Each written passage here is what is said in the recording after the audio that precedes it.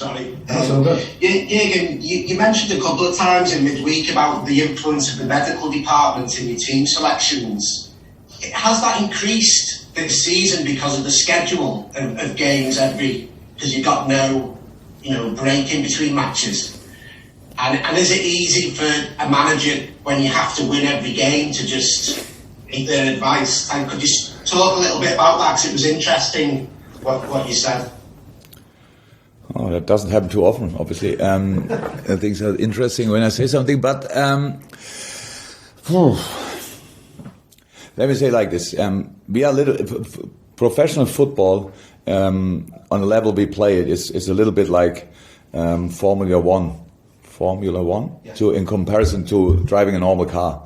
So most of the issues the boys have during a week, none of you would probably even mention, because you don't make a sprint in the next moment, or not 50 sprints in the next 1.5 hours. So for us, it's constantly like this, that we have to judge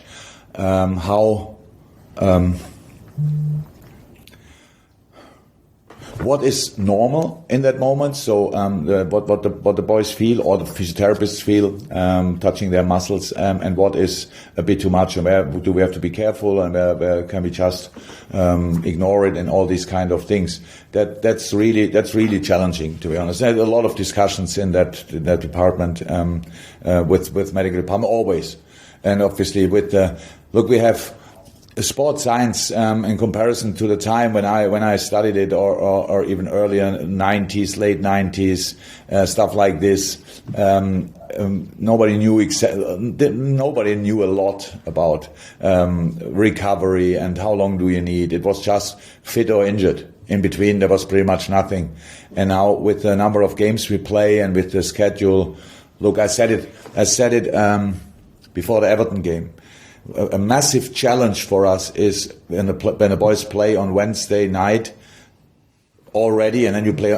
If you would play at Liverpool at Wednesday night and we play on Saturday at 12:30, the difference between we're playing Saturday 12:30 and Saturday, for example, now 8 o'clock like we do now, is massive. It's massive, these few hours, because the body needs a specific amount of time to recover. And nobody can increase that or make it quicker. It's not that we say, okay, you can do it, obviously, with some things, but you cannot do it in 20 hours. So that's how it is. We always have this problem around the Christmas period, where nobody's interested listening about the Boxing Days, and 2 days later play again, and all these kind of things. It's a challenge. And we deal with human beings.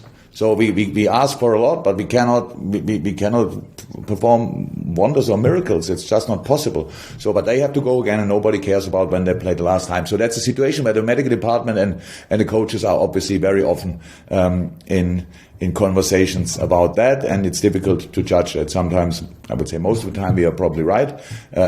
So all of us, we find the right solution. Sometimes we have no idea what really will happen, and pray or hope for the perfect outcome.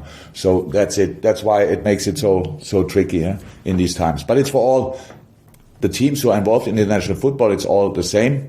And but we don't play them all the time. We play teams who play last Saturday or last Sunday, the last time. So that makes a massive difference. So probably people think that is fair enough, because that's one team has more players or whatever, better players, and the other team has more time to train. Yes, that's the situation. Not since yesterday. That's the situation. But this year, with the triple headers in the international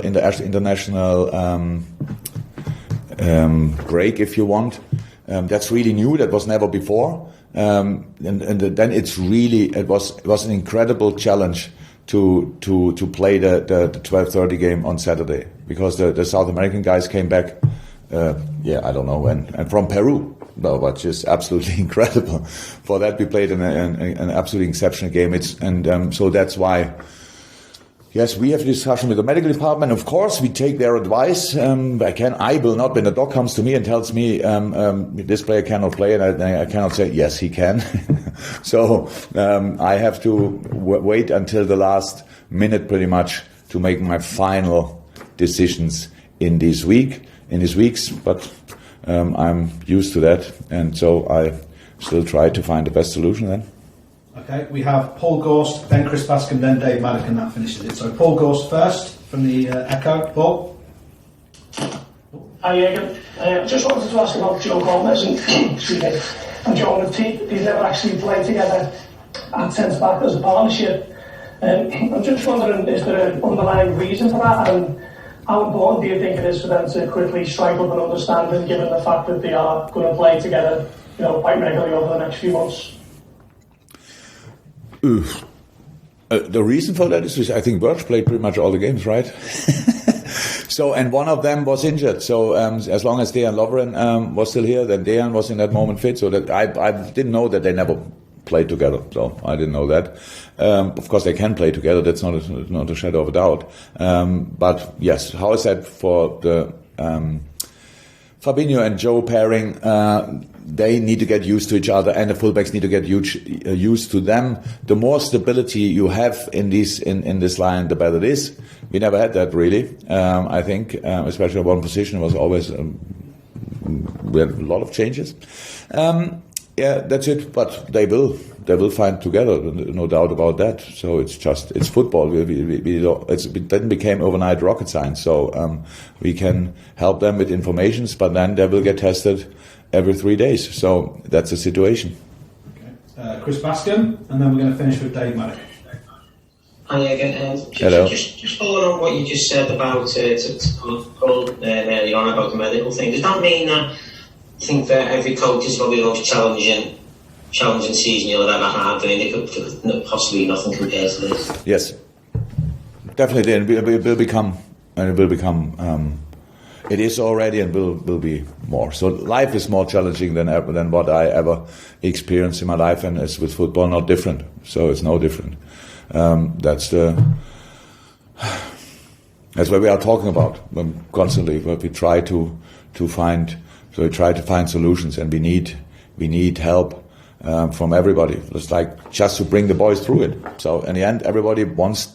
I couldn't be more happy, and I have no problem that we play again. And I will not moan about anything. But in this scheduled thing, we just have to make sure that the teams who play at midweek, that they don't play 12:30 on Saturday. So because if then you have to play on Tuesday. For example, if you play Tuesday Champions League, for example, then 12:30 Saturday is fine. If you play Wednesday and then Saturday 12:30 is oh my God! That's not you do it once, okay, come on, let's do it.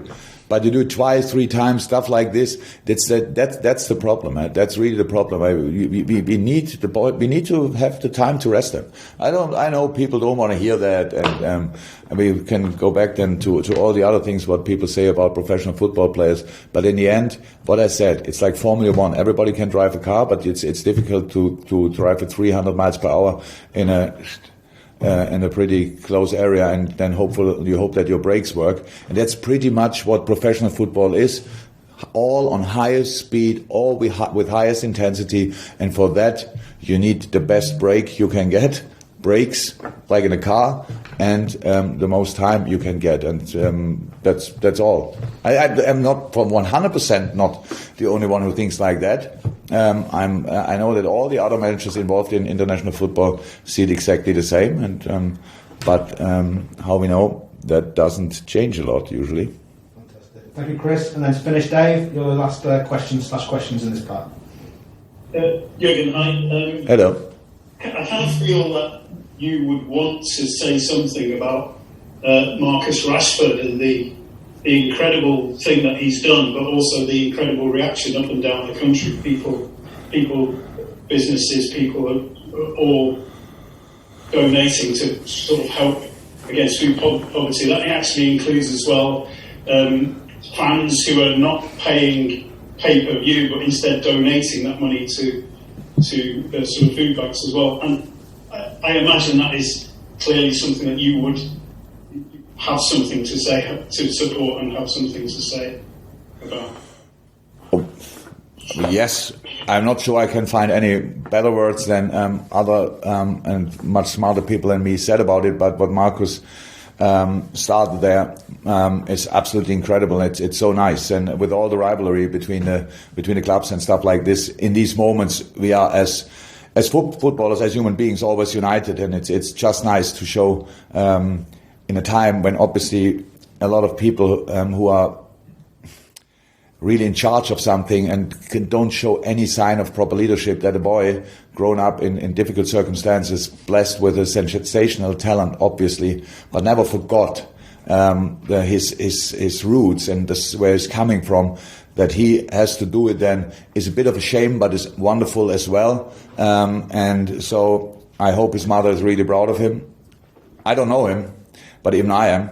And he plays for United, that makes it really tricky. But it's really an absolutely wonderful, wonderful thing. And whatever praise he got for it, I'm pretty sure he doesn't want the praise now anymore. So it's nice to do once, but that's how it is. Now he is in a role, and now he is the role model for that, and that's great. And will not distract him from his football things. But yeah, absolutely great, and yeah, happy about it. And it does seem like the cities of Liverpool and Manchester are quite united on that, despite that rivalry, as you just pointed out. Which is an incredible thing. Yeah, what I heard about Liverpool and Manchester and United years and years ago, we were already a United, but that's long ago. But yes, that just shows that football can do really wonders in moments. Or it shows as well that the subject is really serious. That's why everybody puts the rivalry aside and just thinks about the more important things in life. And how is that? Really happy that we can show this solidarity in these moments.